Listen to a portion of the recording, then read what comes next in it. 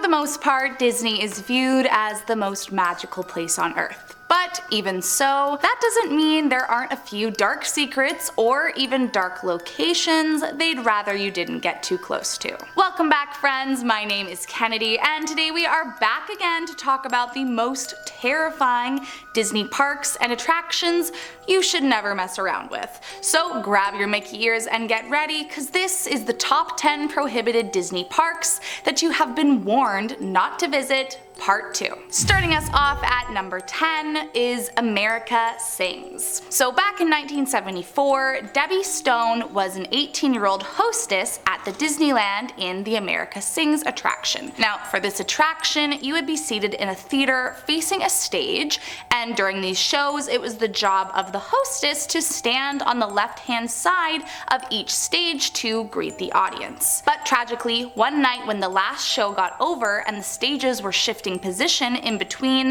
the 45-second interval, a guest from the adjacent theater heard a blood-chilling scream. When he and the operators rushed to the scene, they were horrified to see Debbie Stone crushed between the walls of the two theaters. After the catastrophe, the attraction was shut down for 3 days so they could adjust safety protocols, but kind of shockingly, with only a few tweaks, they opened it right back up to the public. Now, the good news is that eventually, by 1996, the attraction was shut down for good. However, the theater was redesigned and reopened in 2015 as the Tomorrowland Expo Center, and many still fear that the building is haunted by the ghost of Debbie Stone, so it's best not to go snooping around the area. Next up at number 9, Superstar Limo. Once called the quote, worst ride ever by theme park tourists, Superstar Limo was a dark Disney attraction that did not last long, at least not in a physical sense. Right off the bat, the concept behind the ride was strange.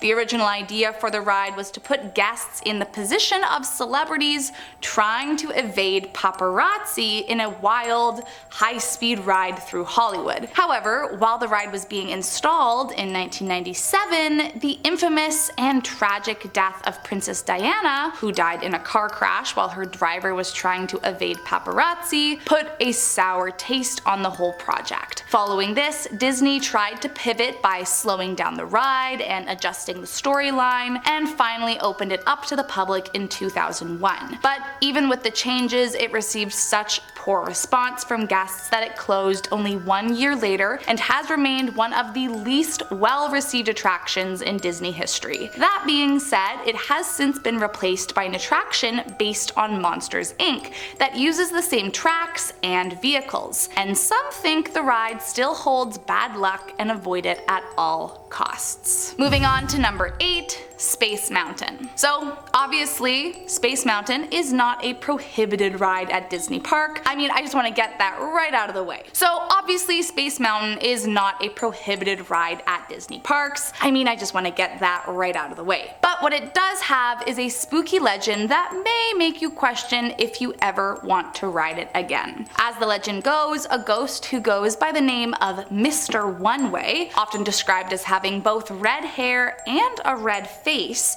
has been reported to hang out in the queue of the attraction and make conversation with other patrons before suddenly disappearing right before their eyes. Then once the ride begins, it's said he will appear as if out of nowhere and take a seat on the ride. But right before the final tunnel at the end, he is once again gone in a flash. Those that claim to have sat down beside him say they've been in the middle of a conversation with him only for him to vanish, and that while he himself might not be out to get ya, the idea of talking to a ghost is scary enough to think about. So unless you're looking for a new ghost companion, this is probably one to avoid. Coming in at number 7, the ExtraTERRORestrial Encounter. Usually when it comes to Disney parks, it's a pretty safe bet that everything is gonna be family friendly. I mean, that is kind of their whole deal after all. However, it's not always the case. Back in 1994, inspired by the hit franchise alien, Disney decided to try something different, and it was interesting to say the least. The ride had sort of a soft launch in 1994, but former Walt Disney chairman and CEO Michael Eisner remarked that the ride wasn't intense enough, and so he sent his Imagineers back to the drawing board. After some thinking, they produced a ride to include a gory pre-show that ended in a disfigured alien, loud noises, strobe lights, and with a script that many referred to as having the familiar feel of a childhood nightmare. And I mean, isn't that just what you are looking for when you go to a Disney park? As is expected, the ride was controversial at the time and received a lot of backlash for being too frightening for younger audiences, especially considering there was reportedly no signage to warn patrons of what was going to be waiting for them inside. Eventually, there was enough backlash over the attraction that it was shut down and replaced with Stitch's Great Escape in 2004. However, that shut down in 2018 and Disney confirmed it is closed for good. Though some swear the property where it used to sit is haunted, and maybe that's what was so scary about it all along. Moving on to number 6, the Haunted Mansion. For those who didn't know, Disney has a very strict policy when it comes to spreading your loved one's ashes. The policy being that it is absolutely 100% prohibited to do so. Now, the official reason behind this policy, according to Disney, is to ensure the safety and cleanliness of the park environment and to maintain a respectful atmosphere for all guests. However, some believe the real answer might be a little more interesting than that. Legend has it that at Disneyland in California, a little boy's mother spread his ashes in the Haunted Mansion without getting the park's permission to do so, and ever since then he's allegedly been heard crying out for his mother at the end of the ride. So while the ride itself might not be prohibited, it very well may be haunted by the ghost of a boy. So it's creepy nonetheless. Moving on to number 5, Nara Dreamland. Located in Japan, Nara Dreamland opened its doors to the public back in 1961. Now, from the get-go, the plan for this park was to be a part of the Disney franchise. In fact, Kunizo Matsuo, president of the Matsuo Entertainment Company, apparently met with Walt Disney himself to discuss the attraction, with the plan of it being an official Disney park in mind. However, allegedly, after disagreements over the licensing fees for using the Disney characters, there was a falling out and Nara Dreamland was officially not an affiliated park. Now, I'm sure you're wondering, what the hell is this doing on a Disney list? Well, despite its lack of official Disney representation, it sure as hell resembles a Disney park if I've ever seen one. Or rather, it did prior to its 2006 closure. Attractions like a large Matterhorn mountain, a castle, and even a monorail could be found, and for many years it remained a ghost town, overgrown with nature and filled with an eerie presence. This of course caught the attention of Disney and horror fans alike for a while, but you had to be incredibly careful, as it was said visitors could be fined and arrested for trespassing into the abandoned property. However, as of 2017, the former theme park was demolished, but make no mistake, it's still not somewhere you should go poking around. While it was abandoned, some that snuck in complained of a feeling like they were being watched or haunted by an angry entity, and it's believed that those same ghosts still haunt the grounds where it used to stand. Coming in at number 4, Snow White's Adventures. When I think of scary Disney movies, I can't say that any really come to mind. However, if I were to pick one, Snow White certainly wouldn't be at the top of my list. But as it turns out, the Snow White ride at Disney World, a whole different story. So back in 1971, Snow White's Adventure opened at Fantasyland in Magic Kingdom on Disney World's opening day. But unlike the one at Disneyland,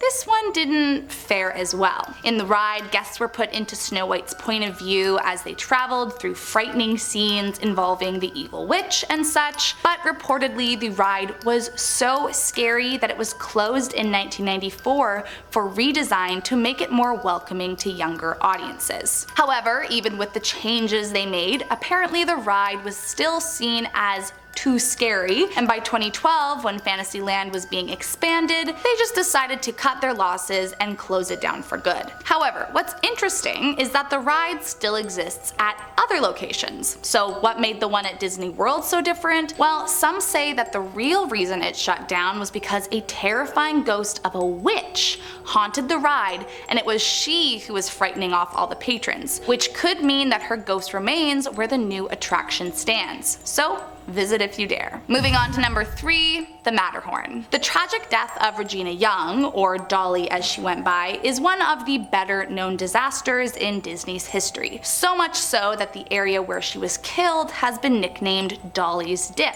and visitors and employees alike say they've been haunted by her presence while inside. However, did you know that she was not the first person to die due to riding the Matterhorn? Reportedly in 1964, a teenage Mark Maples, accompanied by his friend, unbuckled his seatbelt and attempted to stand up in his bobsled while nearing the peak of the mountain. But sadly, Maples lost his balance and was thrown from the sled to the track below, fracturing his skull and ribs and causing internal injuries. Now, unlike Dolly, he did not die right then and there, although that in itself is kind of shocking considering the injuries he sustained, but he did pass away 3 days later due to the accident. So some say that while Dolly might be the most talked about ghost on the ride, she is not the only one. And unless you're looking for a little paranormal action on your next Disney trip, then I would suggest another ride. Moving on to number 2, People Mover. There are lots of different ways to get around Disney, and since the 1960s, one of these ways has been the People Mover. The original system, built in 1967, was essentially a transportation attraction in the futuristic Tomorrowland, where guests could board small little trains that ran on elevated tracks and get a sort of grand tour of the park. However, despite its innocent sounding premise and the fact that a new version remains at Magic Kingdom, the original attraction was actually the site of not 1,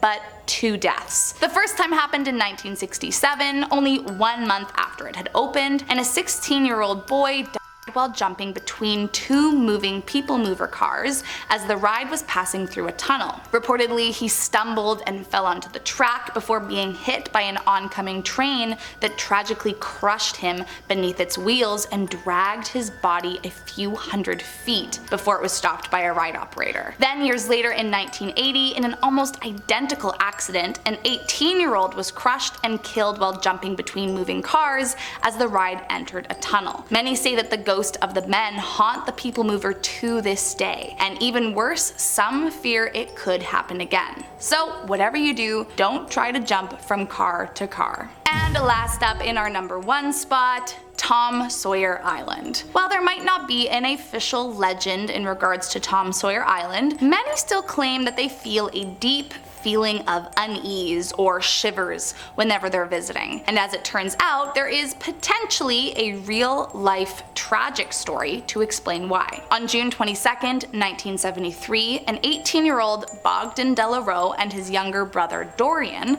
decided they wanted to stay on the island a little while longer. So while staff escorted visitors onto the boats to return to the park, Bogdan and Dorian jumped a fence and hid in the woods. However, by 9:30 that night, the brothers decided it was best to head back home, but worrying they would get in trouble if they called for help, they decided to swim back. But because the younger brother did not know how to swim, Bogdan tried to carry him on his back. But about halfway across the river, Bogdan slipped and drowned, leaving poor Dorian to doggy paddle until a ride operator found him and brought him to safety. And shockingly, he was not the only one. Another boy named Philip Strain also lost his life near Tom Sawyer Island. In Philip's case, he and a friend snuck into a cast members only area along the river, stole an inflatable rubber maintenance motorboat, and decided to take it out for a spin. But unable to control the boat, they struck a rock near the island and were thrown into the water. His friend was able to travel back to the shore for help,